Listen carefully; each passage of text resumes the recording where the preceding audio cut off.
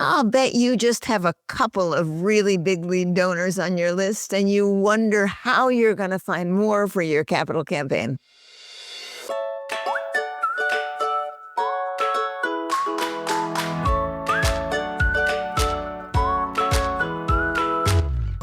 Welcome to All About Capital Campaigns, a podcast that provides fuel for your nonprofit's growth. Each week, Amy Eisenstein and Andrea Kihlstedt, co-founders of Capital Campaign Pro, provide practical tips about raising more money for your nonprofit organization. Here are your hosts, Amy and Andrea.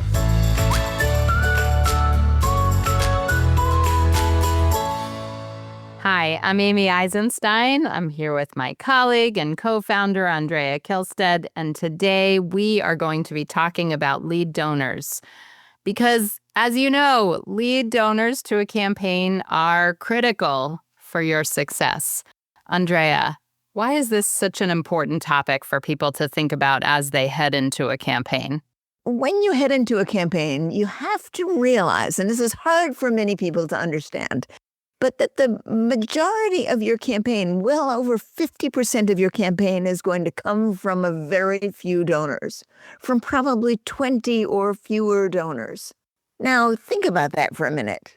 20 donors to raise more than half of the money for your $10 million campaign? That sounds outrageous, because you probably only have 2 or 3 or 4 people who you can point to with a history of giving significant gifts to you. So how do you fill in the gap? You know, people come to us all the time. They say, well, we have a problem going into a campaign because we don't have very many people who have given us big gifts. We hear that all the time. The reality is almost every organization that hasn't done a capital campaign hasn't yet mined what they might do, haven't yet explored what they might do to, first of all, figure out who is already in their constituency who could give big gifts but hasn't been asked, and then who is in their larger community who have the potential to give large gifts, but you haven't built relationships with them yet. Yeah, let me just make a quick clarifying point. So I think when you say you have a few people who have made larger gifts, I mean, you may have a handful of donors who give more than $10,000 or even $25,000, but maybe not $100,000 or certainly not $1 million. And that, you know, we understand that. And we're not talking about a handful of donors who have already made 6 or 7-figure gifts, because the truth is you've never asked them for gifts of that size. You've never had a big project or a big vision. So they've had no reason or inspiration or motivation to give at bigger levels. So your biggest donors at whatever size, $5,000, $10,000, $20,000, are probably going to be the prospects, those initial few lead donor prospects. And at this point, of course, they haven't given big gifts to your organization yet, but you have a handful of lead donors, a few, at least a few. Yeah. A few. So what are the things you might do to actually begin the work to expand that group of people? Now, let's put some numbers on the table. Let's say your campaign is a $10 million campaign, right? We're going to give easy numbers here.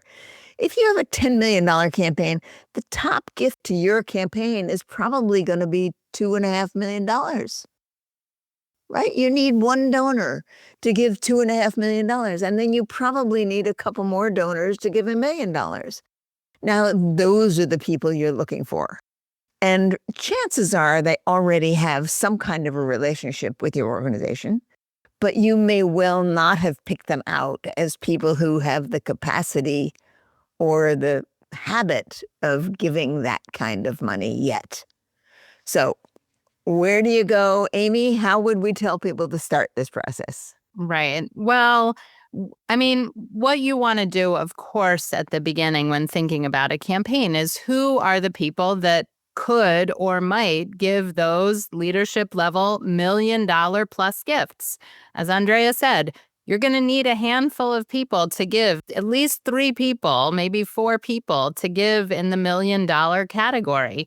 So you need to come up with a list of maybe 10 people who could and might give those kind of gifts.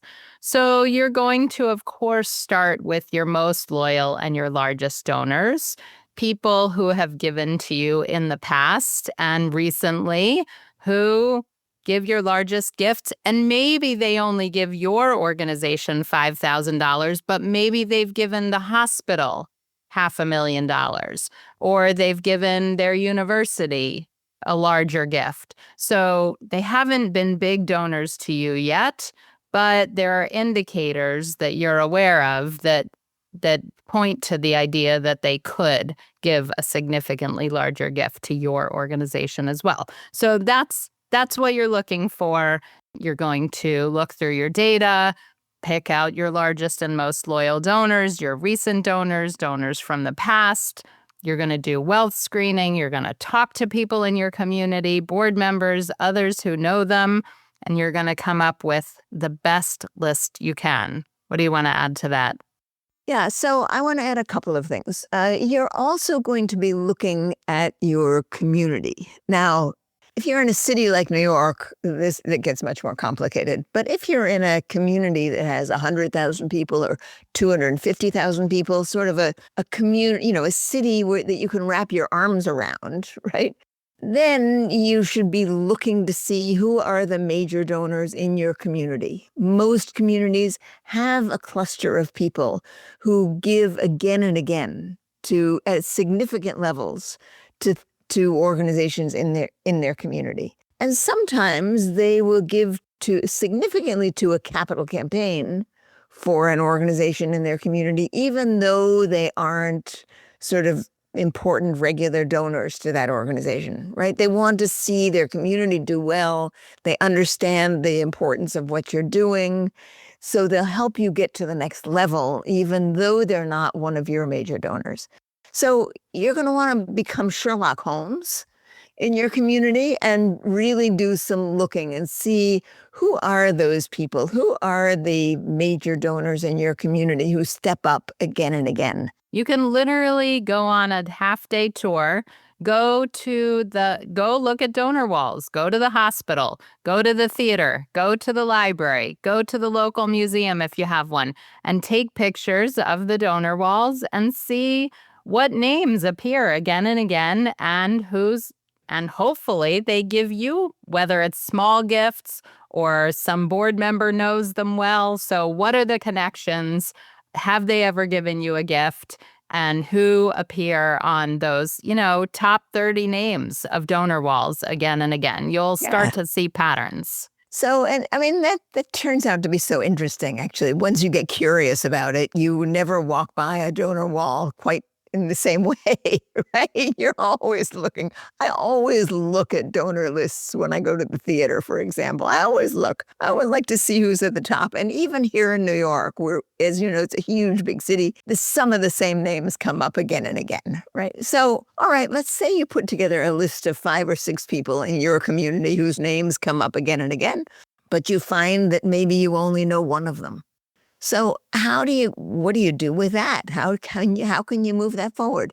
Well, chances are the one person you know on that list is going to know all the rest, or at least some significant number of the rest. So what you might do is to call up that person you know who's a donor to you and say, hey, Ben, I'm working on expanding the group of people who support us. And I wonder if I can come by and talk to you about this list of people that I have and get your suggestions about them, right? So you go and sit down with Ben, who is on the list. You say, Ben, here are these 5 other people. Do you know any of them? Would you be willing to to help me make introductions? What can you tell me about them? Are these people that I should be getting to come to our organization, right? Ben's going to help you get to the rest of them because Ben's going to know because his name is with those people again and again. Ben will have gone to the same galas. He's probably a member of the same country club. He probably plays golf with them, right? He's going to know these people. They sit on sits multiple on boards boards. with them, right? So if you know one of these people in your community, you can get to the other people in your community. And that's a great starting place. Now, sometimes you can dig back farther into history. And I have a little story to tell, a quick story. So I worked for a private school. It was a very old private school, actually one of the oldest private schools in the country, in fact. And the school had fallen on hard times. So we worked to get a campaign going, and because the school was on hard times, they hadn't done a good job of keeping up donor relations.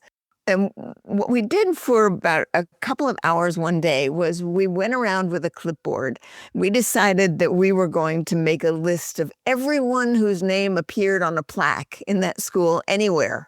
Now, it was a school with a campus, right? So benches had plaques, gardens had plaques, trees had plaques. Walls, there were plaques on walls. There were pictures of people with names on walls. And I bet there were bricks. There were bricks with, I mean, it was unbelievable. Most of them were ill-kempt, right? Weren't polished. I mean, it was really embarrassing to see how badly these names had been kept. But by the time we finished, we had a couple pages of people whose names had been memorialized in some way with the school. Then we did some homework. We said, all right, how many of these names are current? What do we know about these names? Do they have any current relationship with the school? Lo and behold, if we didn't find some really interesting relationships, the biggest of which was that one of the people from generations past, the grandson served on a board, on a local foundation board, right? That gave away a significant amount of money, right? Now, the school hadn't connected those two. But lo and behold, the school built a relationship with the grandson, could talk about the grandparents who had been honored by the school, right? The relationship built, and there was a significant gift. Yep. Yep. You never know. I think You never know. Now, That's the listen, point. so on the one hand, I don't want anybody to go away thinking we're sending you on a fishing expedition. That's not a good productive use of your time. But getting curious, exploring relationships, talking to people, being thoughtful, making the connections, it is a good use of your time. You know, it's Well, important. these are intentional fishing trips. Yes. What's Okay. wrong with fishing trips, right? Like when they go to talk to Ben, right? In this Well, list, that's very strategic. That's a fishing trip, right? Ben's going to Well, help it's protect very them. intentional and strategic. It has to be intentional and strategic, Yeah. right? It's not just tell me the name of a rich person. Right. Yes, that's not That's the difference. just a list of, here are all the rich people, but here's why Right. I think they might be interested Yes, in our exactly. mission. Here's why they Exactly. might be connected. We know they have a granddaughter who does X, Y, and Z with animals or has cancer or went to the school or whatever the case may be. So one of the things that I wanted to think through, a lot of people, when I'm talking to them and they're considering starting to work with us as they approach their campaign, they ask, how long does a feasibility study take, or how long to prepare for a feasibility study? And part of the process of getting ready for a really good feasibility study is making sure that you're identifying and including the right people to talk to in your study. And so I always say, well, can you, generate, how big of a list can you generate? Do you have 20, 30, 40 names of people who can give $100,000 plus gifts? And if not, how are we going to go through a process like this, and how long is it going to take? If you can print out a list for me in 15 minutes, Right. it's much It's quicker. quick. Right. Right. But if we Right. need to do some exploring and research and conversations, and then it's a little bit longer. Now, some of this happens, of course, post feasibility study in the quiet phase. You've already talked to some of you have your top donors, but maybe you're going to the next level and you're reaching out to people. So it happens throughout your campaign, but really finding some of these people to talk to in the feasibility study is a smart thing to do. So, Amy, I want to encourage everyone to make this phrase a part of their language that they use when they talk to people about their organization. And the phrase should be, who else should I be talking to? Yes. Who else should I be talking to? Because one person is going to lead you to another person. And if you make a habit of asking that, particularly of people who have the capacity to give, they will lead you to other people who have the capacity to give. And if you're in a habit of doing that over years, you will build your organization in ways you never imagined just by asking that kind of question and then following through with it. Right. So let me just take that one step farther. Let's say, Amy, I've come to talk to you about the organization, about what we're doing, and I get your opinions about some things, and I say to you at the end, Amy, who else should I be talking to? Well, you tell me, go talk to Sally Smith. So I go talk to Sally Smith. Well, lo and behold, I then have a great reason to get back to Amy. So, Amy, I had this fantastic conversation with Sally Smith. Sally actually is going to come and have a visit to our organization. Thank you so very much. So that's a twofer, right? Yes, I love that.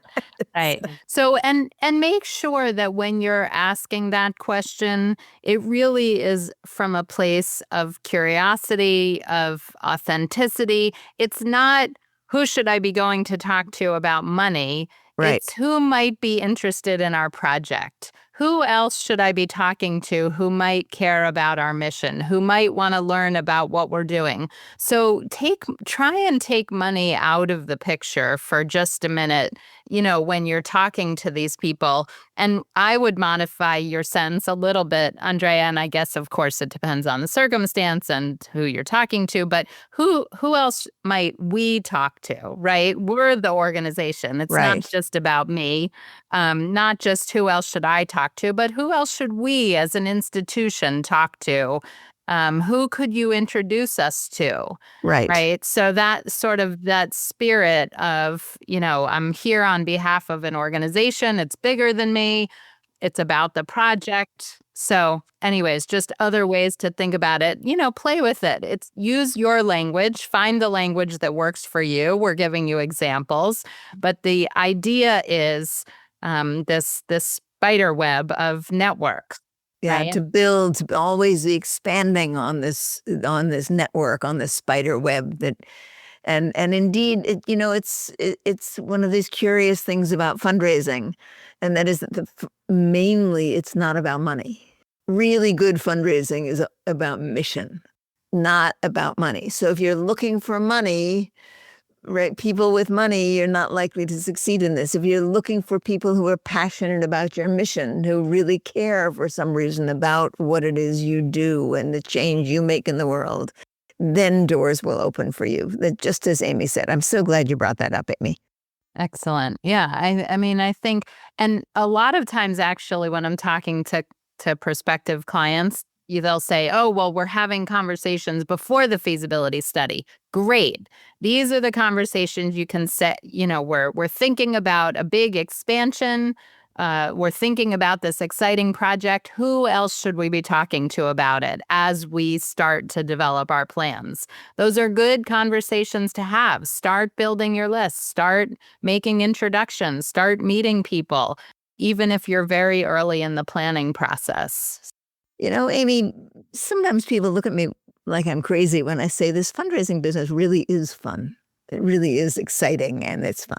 And they look at me like I'm nuts, right? Fundraising fun. It's like, so, but it's fun because of what we've been talking about, because you get to build relationships, you get to understand people, you get to know people, you get to reach out to people you don't yet know. You get to take your curiosity and understand things about people that you didn't know before. And that's what leads to really good fundraising. And that's what's fun. I love that. Let's end right there. Andrea, thanks for sharing your wisdom and your brilliance as always. And listeners, thanks for joining us. And we'll see you next time.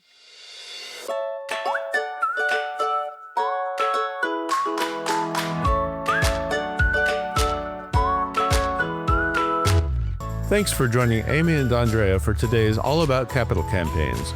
To learn more about them and their work with organizations like yours, visit capitalcampaignpro.com, where you'll find all the help you'll need for your campaign. And please subscribe, then rate and review us on your favorite podcasting platform. Thank you.